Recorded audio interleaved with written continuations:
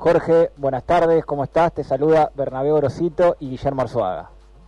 ¿Qué tal? ¿Cómo están ustedes? Hola Jorge, buenas tardes. Guillermo, te habla de este lado.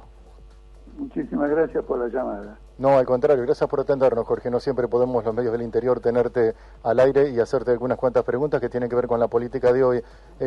Vos sos un líder de la izquierda de hace muchísimos años. ¿Cómo estás viendo esta política nueva con respecto a la política cuando te iniciaste? O sea, ¿qué cambios notás? Si es que notás algún cambio, claro. Sí, claro, hay cambios fenomenales, porque ocurre lo siguiente: la sociedad misma ha entrado en una crisis muy severa, porque de un lado tenemos una deuda que el gobierno no puede pagar, está desesperado por pagarla y recurre a procedimientos muy cuestionables, uno utilizar reservas que no dispone para pagar, y la otra es, por ejemplo, indexar por inflación o por dólar una inmensa deuda local en pesos. Digo inmensa porque se ha agigantado muchísimo en los últimos tiempos, está alrededor de los 140.000 millones de dólares. Esto hay que añadirlo a la deuda externa, a la deuda de las provincias, la del LIC, la deuda de los organismos del Estado. Todo eso nos da 550.000 millones de dólares. Ahora, lo que no está indexado son los salarios ni las jubilaciones. Es decir, se corrigen, pero muy atrás de la inflación. Y esto es una política que está hecha a propósito, porque la inflación juega como un factor de desvalorización de los gastos sociales, de las jubilaciones, de los salarios, y el gobierno de ese modo cumple con la meta del FMI de disminuir gastos.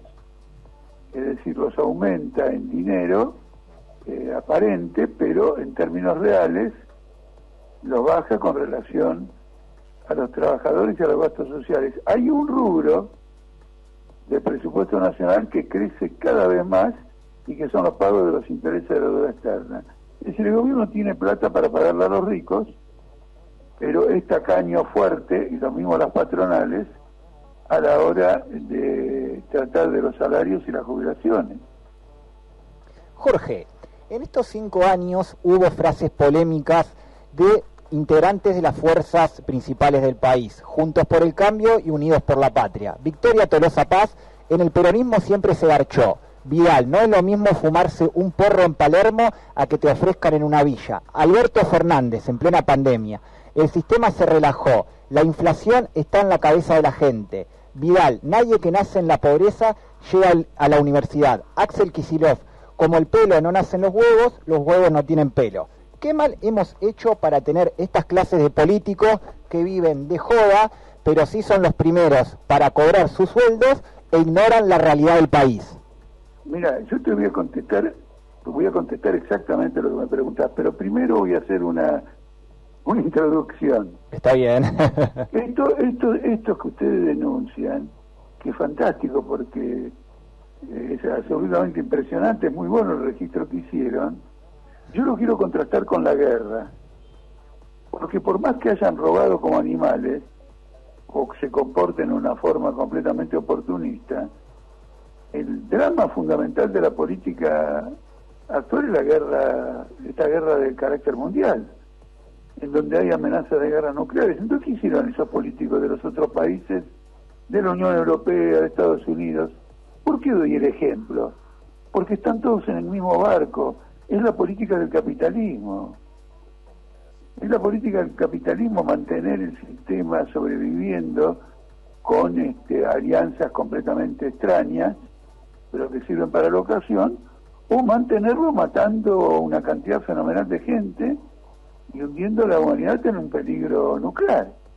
Es un sistema que está agotado, porque la pregunta original era cómo nos merecemos estos políticos, pero estos son los políticos creados o que tienen que lidiar con esta crisis que en términos populares no tiene salida para el pueblo.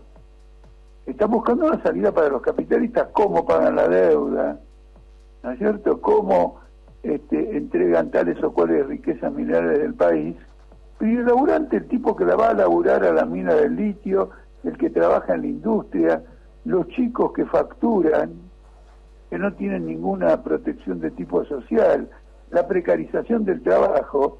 Este es el problema, este es el abismo, la fractura profunda.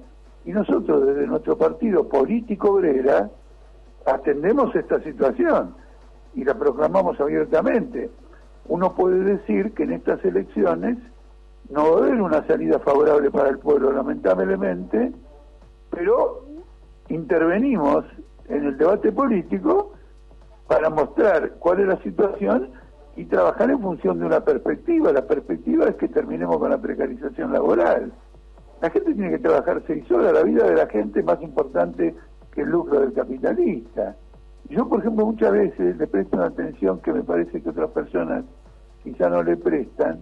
Cuando se discute un plan económico, le presto atención a esto. Los detalles con que discuten cómo le van a sacar más trabajo, más valor a la explotación del trabajador. Y todo esto es un mecanismo donde la vida de las personas, no digo que sea secundaria, no existe. A mí no me importa que un obrero no pueda atender a su familia, labure sábado y domingo, papá, dicen ellos. Acá lo que tenemos que hacer es que aumentar la productividad. Entonces, si no rompemos con este sistema, la tendencia va a ser agravarse, porque yo vuelvo a citar el tema de la guerra, porque la guerra marca una tendencia que es mundial, afecta a todos los países. Si nos metemos un poquito más en esto, las economías de los países desarrollados, de una forma relativamente lenta al principio, pero más rápida después, han comenzado a transformarse en economías de guerra. Es muy interesante este fenómeno. ¿Por qué? Porque las empresas que producen armamento, que producen para la guerra, no tenían en vista que iba a haber una guerra. Entonces tienen una capacidad de producción determinada. Ahora los gobiernos están haciendo contratos de largo plazo en materia armamentista. Se están invirtiendo en nuevas fábricas. ¿Qué significa esto? Que apuestan a la guerra. Y esto va a ser como absolutamente, ya lo es, y va a ser tremendamente conmocionante. Jorge, ¿y entonces, por qué razón? Quiero tener esta mirada de conjunto para que el oyente aprecie en las posiciones nuestras, no un planteo de ocasión, ¿qué le podemos decir al oyente que le cause motivo para votar y todo lo demás? Sino trasladarle al oyente una apreciación de lo que estamos viviendo y llamarlo a votar contra una alternativa capitalista. La alternativa capitalista la reta Bullrich y Massa y Milei la dicen todos los días. Una vez que le saquemos el voto al pueblo en diciembre, le metemos con todo una devaluación masiva. Jorge, ¿y por qué crees vos que durante tantos años la izquierda no pudo ganar nunca el poder, más allá de que han tenido elecciones muy buenas en alguna determinada época? No solamente eso, ha habido elecciones recontra buenas, sí, pero para una izquierda que está mimetizada al sistema. Te voy a dar un ejemplo concreto. Lula es de izquierda, ha hecho una gran elección. En su momento Chávez dominaba, tenía el fervor popular absoluto. Y Boric, que es el hijo de una rebelión popular en la que él no tuvo nada que ver y que la traficó, la izquierda, por eso nosotros no vamos en ningún frente de izquierda, vamos como partido político obrera, la izquierda ha hecho su propio negocio de integración parlamentaria. Es decir, si vos estudiás un poquitito, no digo estudiar es es una palabra demasiado grande. No, pero está bien. Si uno observa un poquito la interna del FITU, no están discutiendo alternativas políticas, están discutiendo cómo se reparten los cargos, sin darse cuenta que en esa discusión van a perder todos los cargos. Es decir, la izquierda no tiene el planteamiento que yo acabo de formular. Y esta es una crisis mundial. Por ejemplo, la audiencia sabe que la mayoría de la izquierda, no toda, pero la mayoría, en esta guerra apoya a la OTAN. La ciudadanía sabe que en esta guerra, no la mayoría, pero una minoría, apoya a Putin. No, nosotros estamos contra la guerra, contra esta guerra de exacción y de explotación de los pueblos, de colonización, se llame Putin o como se llame. Es cierto que la OTAN es un fenómeno histórico de considerable amplitud, mucho mayor que lo que es un Putin. No están los dos en la misma escala, pero ambos representan intereses contrarios a los trabajadores y van a la guerra para fortalecer esos intereses. Entonces, en la izquierda hay una crisis vertebral, y este es el gran problema que tiene la humanidad misma, porque la única que podía haber dado una solución, una salida, organizar, debía ser la izquierda misma, pero la izquierda misma ha considerado sus intereses materiales por encima de los intereses de las grandes masas trabajadoras. Jorge. Esto explica el lugar de nuestro partido en el escenario político argentino. Jorge, ¿por qué los ciudadanos a la hora de votar no piensan en otra alternativa y se mantienen en el mismo eje del peronismo, kirchnerismo, radicales cambiemos y no optan por otra alternativa? En este caso, votar de presidente a Marcelo Ramal y a Patricia Hurones, que son de tu partido. Tendría que votarse de esta manera. De todos modos, quiero decir, en el fondo, cuando vos tenés una crisis de los sectores de izquierda de esta magnitud, eso también llega al trabajador. Claro. Para darte un ejemplo concreto, en el año 2013 nosotros le ganamos al peronismo en Salta, cuando estábamos en el Partido Obrero. Se elegía un solo senador por la capital, el senador fue nuestro. Nadie puede decir que no nos votaron. ¿No es cierto? Ahora, con dificultades pasarán las PASO. ¿A qué se debe todo este retroceso? Algo hiciste, papá, para ganarte toda la confianza política. Y como yo participé mucho en esa elección, pude vivir a un pueblo entero que había votado toda la vida al peronismo, votándonos a nosotros, porque además, en ese momento, el Partido Obrero de Salta, yo estaba en el Partido Obrero, era el dirigente del Partido Obrero, en Salta no tenía ningún frente. Y sin tener un frente, le ganó la elección al peronismo y consagró un diputado nacional. Entre 3 diputados, el piso era de un 24% de los votos, sacamos el 24%. Entonces acá también interviene esta crisis política en el campo de la izquierda, que la ciudadanía lo advierte y entonces no repite esas votaciones, como Salta en aquel momento, o Mendoza también, pero más significativamente fue lo de Salta. No las repite. Y yo lo expongo abiertamente porque tengo una consigna política entre nosotros. La única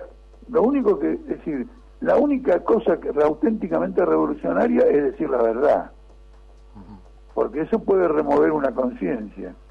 En cambio andar macaneando con slogans como la salida por la izquierda. ¿Qué significa la salida por la izquierda? Eso es una forma es un desprecio al trabajador. La salida que necesita la Argentina es una vastedad enorme, no puede ser resumida la salida por la izquierda. Están pidiendo un voto en los términos más pobres posibles. Hay que poner un programa, hay que organizar, hay que desarrollar una conciencia política y hay que saber hacer un parlamentarismo acorde a las ideas socialistas. Yo fui parlamentaria y yo tengo anotadas victorias parlamentarias, siendo el único ahí en la legislatura, muy importantes, que hoy se manifiestan. Por ejemplo, en el subte trabajaba 8 horas, yo presenté un proyecto de ley, alguna campaña política con los trabajadores del subte, que en aquel momento no tenían sindicato, y en una lucha implacable de 1 año y medio, hicimos bajar las 8 horas a 6 sin tocar el salario. Entonces el parlamentarismo socialista existe, quiero decir, el uso socialista de la herramienta parlamentaria, y no el uso carrerista de la herramienta o del escenario parlamentario. Jorge, se habla mucho en estos días y hace un tiempo atrás de que la economía un día va a explotar, de que todo esto se va a desmadrar, de que va a haber saqueos, de que va a haber una crisis social. ¿Qué tan lejos, para tu forma de pensar o de opinar, o qué tan cerca estamos de esa situación? Debiéramos estar relativamente cerca, pero quiero decir que el desmadre, el estallido y todo lo demás es un escenario de nuestros adversarios. ¿Vos decís miedo? Vos fíjate, te doy un ejemplo concreto. Mirá lo que está ocurriendo en Francia. Sí. ¿No es cierto? La indignación popular inmensa pero que no tiene canal político. Tanto no tiene canal político que le voy a decir algo que va a sorprender a la gente de Saladillo. El Partido Comunista de Francia apoya la represión de Macron. Wow. ¿Qué tal? No, Ahora, sí. ¿nosotros estamos contra la rebeldía de los jóvenes franceses? No. Tremendo. Pero en esa rebeldía queremos ofrecer un canal político, porque el problema es el poder. La bronca se te va en 4, no se te va la bronca, pero digamos, el estallido de la bronca se te va en 4 días. En 4 días no cambia el mundo. Claro. Jorge. No cambia la realidad de esa persecución policial contra los jóvenes inmigrantes o contra los jóvenes de color, o que tienen pinta de árabes, o que son cabecitas negras. No lo cambia un estallido, lo cambia un método político.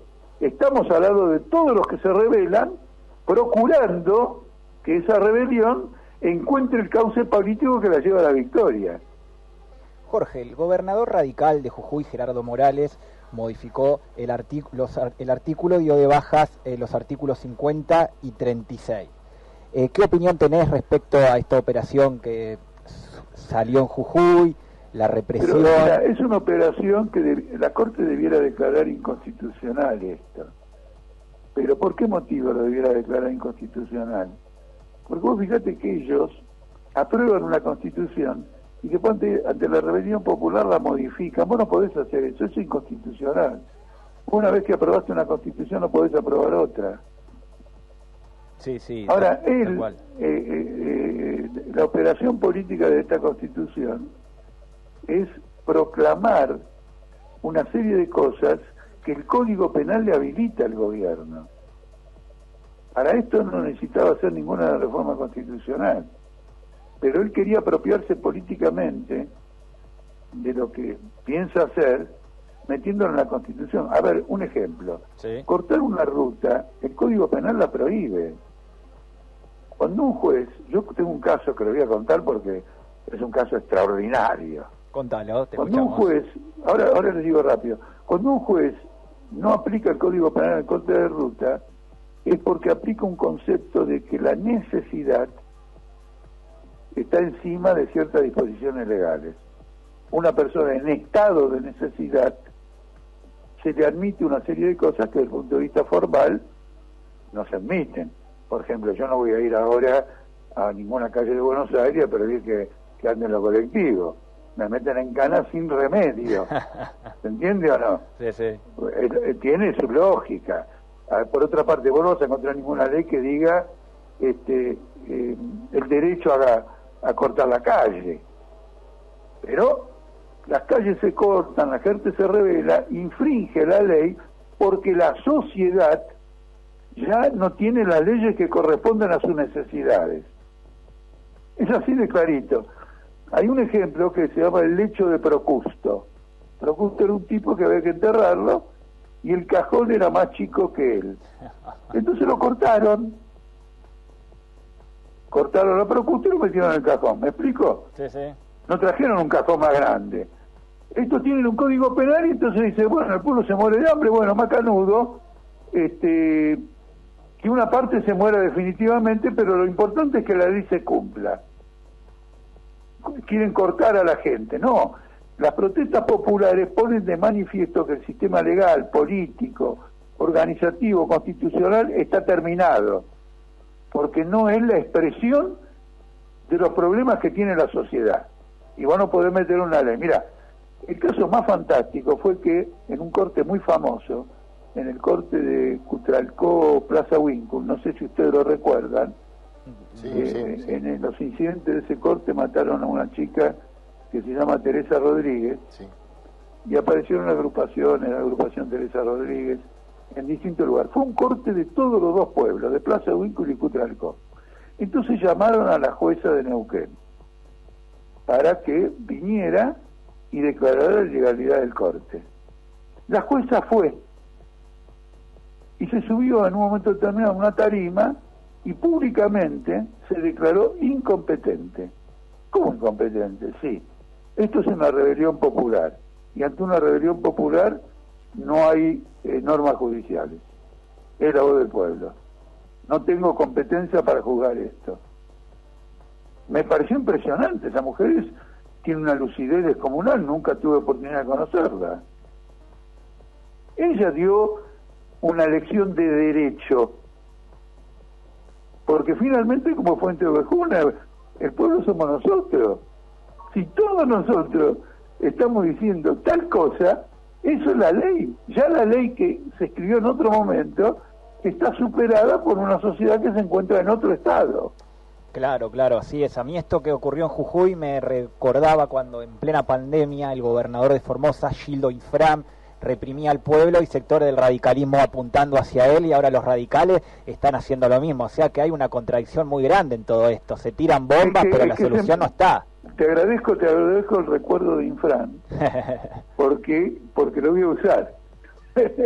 Bueno. Pasan tantas cosas que a veces uno se olvida cómo combatir a uno en ciertas ideas, mostrando el ejemplo de que no cumplen con lo que dicen pensar.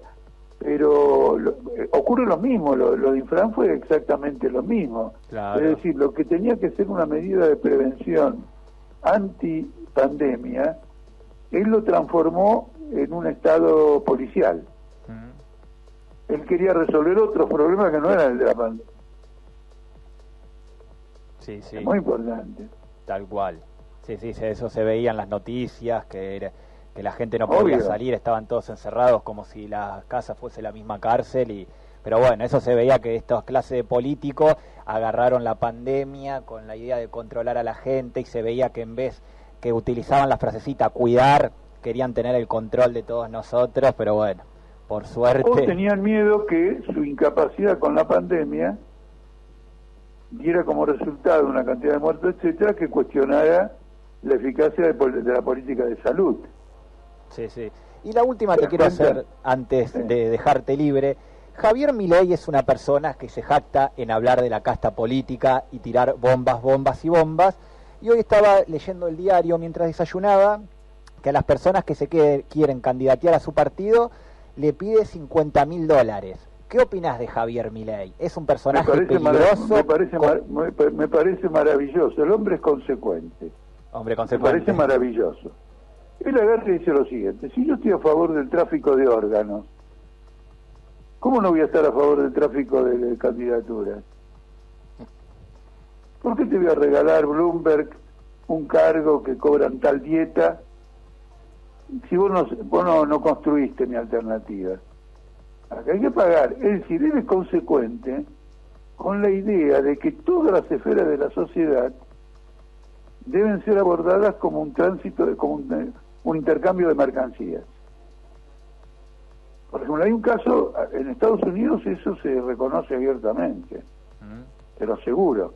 Por ejemplo, un diputado demócrata cambió el voto a favor de los republicanos porque el gobierno le aseguró al estado por el cual él era senador, le aseguró una inversión determinada que favorecía a ese estado.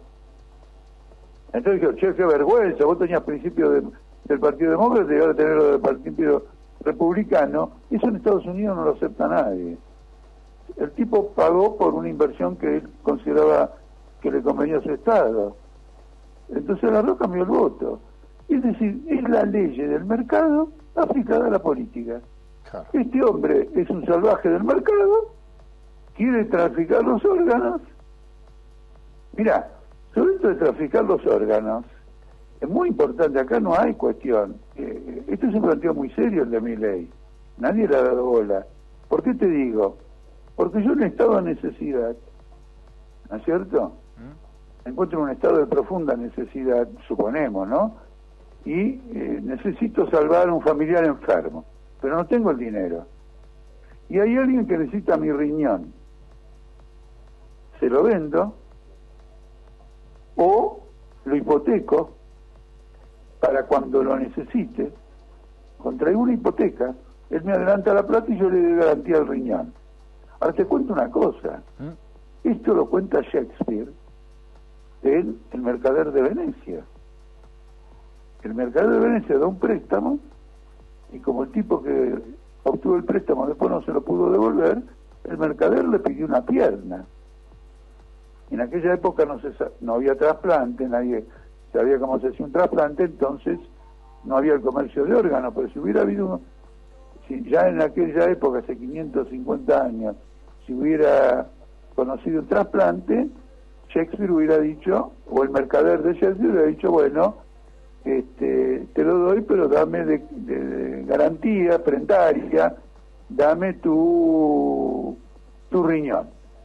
El día que yo necesite un riñón, ya es mío.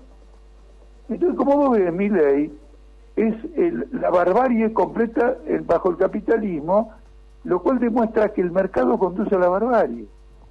Porque el ser humano no es representado en su personalidad, sino es considerado en su valor de uso y en su valor de cambio. Claro. Es la deshumanización completa. Jorge, te agradecemos muchísimo este contacto. No va a ser la única vez que te vamos a llamar porque ahora va a arrancar la campaña, así que seguramente vas a estar con nosotros si me lo permitís o nos lo permitís en unos días más. Muchísimas gracias y que tengan una buena tarde. Gracias, Jorge. Abrazo grande. Chao, un abrazo. Bueno, qué lujo nos dimos, hablar con Jorge Altamira, líder de... Recibí el resumen diario de politicaobrera.com en tu celular. Es fácil y es gratis. Agenda +54 911 73 60 08 17 y mandanos un WhatsApp. Listo. Ahora vas a recibir diariamente nuestro resumen con la situación nacional e internacional y las luchas del movimiento obrero desde una perspectiva socialista. politicaobrera.com